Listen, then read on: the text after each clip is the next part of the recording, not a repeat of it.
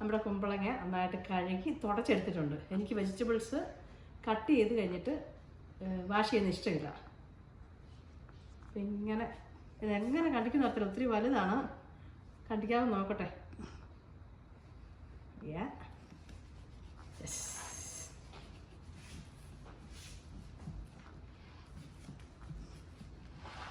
ആ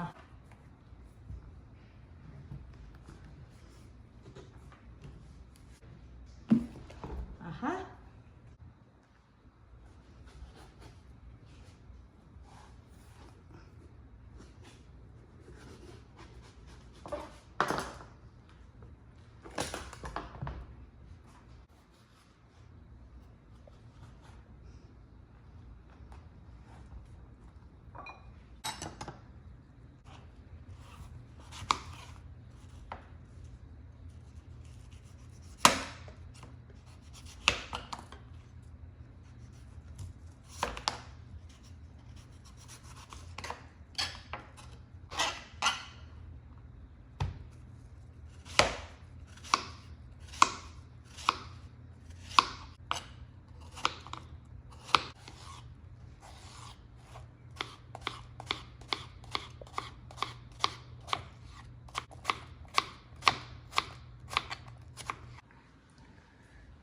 കുമ്പളങ്ങ ഞാൻ പല രീതിയിൽ അരിഞ്ഞ് വെച്ചിട്ടുണ്ട്.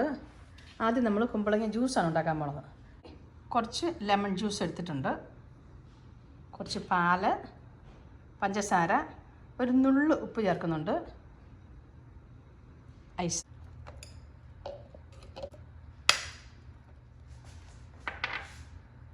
ഒരു നുള്ളു ഉപ്പ് ചേർക്കാം, 2 ടേബിൾ സ്പൂൺ പാല്,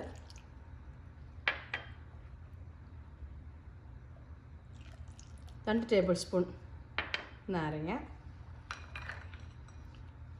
ഐസ് ക്യൂബ്. പാല് നമുക്ക് വേണ്ടെങ്കിൽ ഒഴിക്കേണ്ട ആവശ്യമില്ല. പക്ഷെ പാൽ ഒഴിക്കുവാണെങ്കിൽ മിക്സിയിൽ അടിക്കുന്ന സമയത്ത് തന്നെ ഒഴിക്കണം.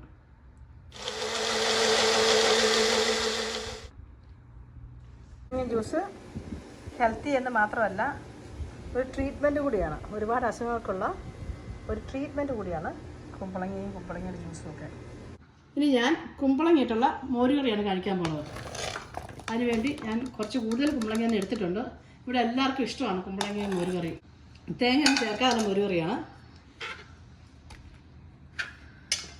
2 പച്ചമുളകും, കുറച്ച് കറിവേപ്പിലയും,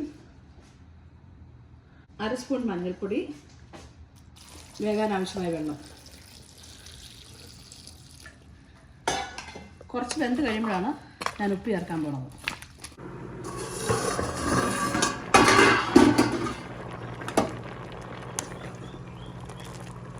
കുമ്പളങ്ങ നന്നായിട്ട് വെന്തിട്ടുണ്ട്. ഇതിലേക്ക് മിക്സിയിൽ അടിച്ചു വെച്ചിരിക്കുന്ന മോര് ചേർക്കാം. ഒരുപാട് വെള്ളമില്ലാതെ അങ്ങ് ചേർക്കാം. തൈര് എത്ര നമ്മുടെ പുളിയുടെ ആ പാകത്തിന് ചേർക്കേണ്ടത്. നമ്മൾ തേങ്ങയൊന്നും ചേർക്കുന്നില്ലാത്തതുകൊണ്ട് തൈര് ഒത്തിരി വെള്ളമൊന്നും ആക്കേണ്ട ആവശ്യമില്ല. ഇത് സൈഡിൽ കൂടെ ഒന്ന് തിളച്ച് വരുമ്പോൾ തന്നെ ഓഫ് ചെയ്യാം. അത് നന്നായിട്ടൊന്ന് ചൂടാക്കിയാൽ മതി. ഞാൻ ഉപ്പ് ഇടയ്ക്ക് ചേർത്തിരുന്നു. ചട്ടി നല്ല ചൂടായതുകൊണ്ട് അപ്പം തന്നെ അത് പതഞ്ഞ് വരുന്നുണ്ട്. ഞാൻ സ്റ്റവ് ഓഫ് ചെയ്യാൻ പോവാം. നമുക്ക് ഈ മോരുകറിയിലേക്ക് കടുക് പൊട്ടിച്ച് ചേർക്കാം. കടുക് പൊട്ടിക്കാണ്ട് അത്യാവശ്യം വലിപ്പമുള്ള ഒരു പാത്രമാണ് എടുത്തിരിക്കുന്നത്. കാരണം ഈ സവോളയൊക്കെ ഒന്ന് വഴറ്റിയെടുക്കണമല്ലോ. കടുക്, ഉലുവ, ജീരകം. ഞാൻ 1/2 സ്പൂൺ ജീരകവും ഉലുവ ഇട്ടിട്ടുണ്ട്. കാര്യം കുമ്പളങ്ങയും മോരും ഒക്കെ കൂടുതലുള്ളതുകൊണ്ട്.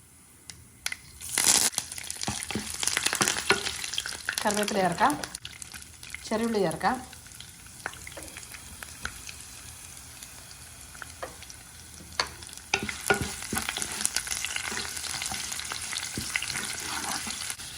ഉള്ളി ഒന്ന് മൂത്തിട്ടുണ്ട്. സവാള ചേർക്കാം.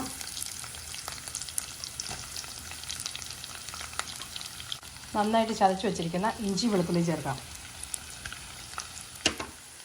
സവാളയും ഇഞ്ചി വെളുത്തുള്ളിയൊക്കെ ഒന്ന് വാടി വന്നിട്ടുണ്ട്. ഇതിലേക്ക് പച്ചമുളക്, വറ്റൽമുളക്, ചതച്ച മുളക്, വറ്റൽമുളക്. ഈ ചതച്ച മുളക് ഇവിടുത്തെ തന്നെയാണ്, ഒട്ടും എരിവില്ലാത്തത് കേട്ടോ. ജസ്റ്റ് ഒരു കളറിന് വേണ്ടി ചേർക്കുന്നതാണ്. അതുകൊണ്ട് നിങ്ങളുടെ ഇഷ്ടത്തിനനുസരിച്ച് എരിവ് ചേർക്കുക. എല്ലാം മൂത്തിട്ടുണ്ട്. ഇതിലേക്ക് 1/2 സ്പൂൺ ഉലുവ വറുത്ത് പൊടിച്ചത്, 1/2 സ്പൂൺ ജീരകം വറുത്ത് പൊടിച്ചത്. കുമ്പളങ്ങയും മോരും ഒക്കെ കൂടുതലുള്ളതുകൊണ്ടാണ് ഞാൻ 1/2 സ്പൂൺ ചേർക്കുന്നത്. കുറവാണെങ്കിൽ കുറച്ച് ചേർത്തിട്ട് പിന്നെ വാങ്ങുന്ന സമയത്ത് ചേർത്താലും മതിയാവും. ഉലുവയും ജീരകമൊക്കെ വറുത്ത് പൊടിച്ച് വെച്ചേക്കുന്നത് കൊണ്ട് അവസാനം വാങ്ങുന്ന സമയത്ത് ചേർത്താലും ഒരു കുഴപ്പമില്ല.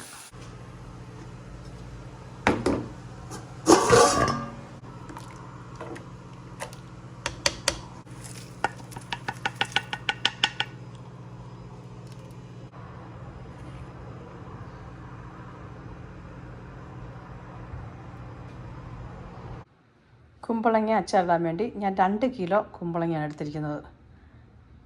കണ്ടതുപോലെ ചെറുതായിട്ട് അരിഞ്ഞ് എടുത്തിട്ടുണ്ട്.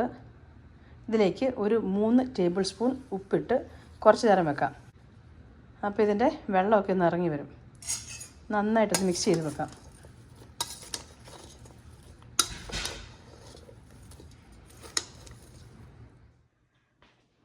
കുമ്പളങ്ങ പിക്കിൾ ഉണ്ടാക്കാൻ വേണ്ടി അത്യാവശ്യ സാധനങ്ങളെല്ലാം എടുത്ത് വെച്ചിട്ടുണ്ട്. ഒരു വലിയ പാൻ തന്നെ അടുപ്പ് വെച്ചിട്ടുണ്ട്.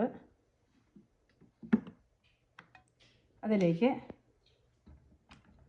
നല്ലെണ്ണ ഒഴിക്കാം. നല്ലെണ്ണയോ വെളിച്ചെണ്ണയോ യൂസ് ചെയ്യാം. നല്ലെണ്ണയാണെങ്കിൽ കൂടുതൽ നാൾ കേടാകാതിരിക്കും. കടുക്,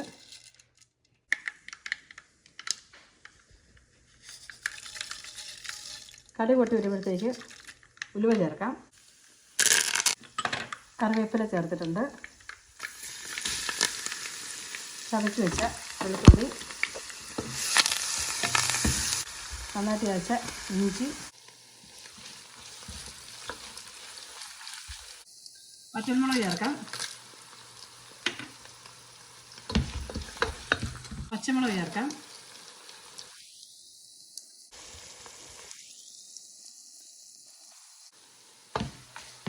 ഇഞ്ചിയും വെളുത്തുള്ളിയും മുളകും എല്ലാം ഒന്ന് മുരിഞ്ഞ് മൂത്തൊക്കെ വന്നിട്ടുണ്ട്. ഇതിലേക്ക് കാശ്മീരി മുളക് പൊടി ചേർക്കാം.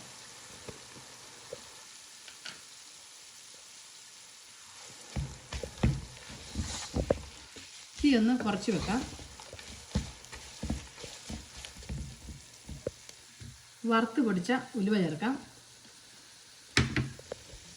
കായം ചേർക്കാം.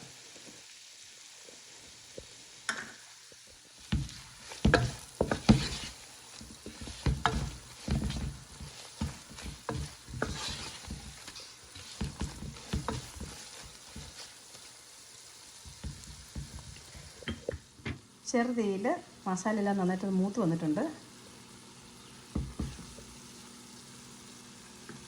ഇതിലേക്ക് കുമ്പളങ്ങ ചേർക്കാം. കുമ്പളങ്ങയുണ്ടോ അതൊത്തിരി താന്ന് വന്നിട്ടുണ്ട്. അതിൻ്റെ വെള്ളമെല്ലാം ഇറങ്ങിയിട്ടുണ്ട്. അതുകൊണ്ട് കുമ്പളങ്ങ കുറേ കുറഞ്ഞു പോയിട്ടുണ്ട്. കുമ്പളങ്ങയുടെ വെള്ളം ആദ്യം ഒഴിക്കാം കുറച്ച്.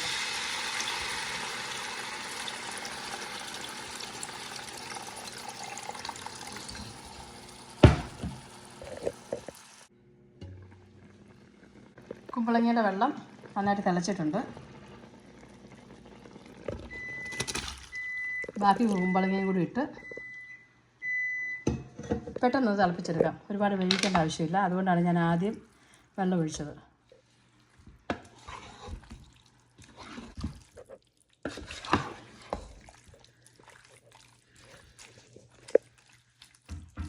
ഇത് മൂടി വെച്ചൊന്ന് പെട്ടെന്ന് തിളപ്പിച്ചെടുക്കാം.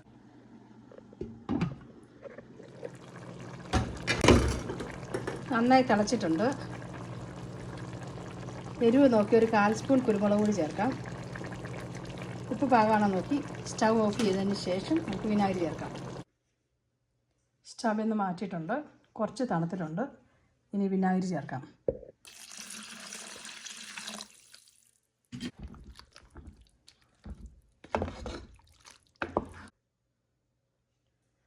കുമ്പളങ്ങ അച്ചാർ നല്ല അടിപൊളി ടേസ്റ്റാണ്. നിങ്ങളിത് ഉണ്ടാക്കി തന്നെ നോക്കണം.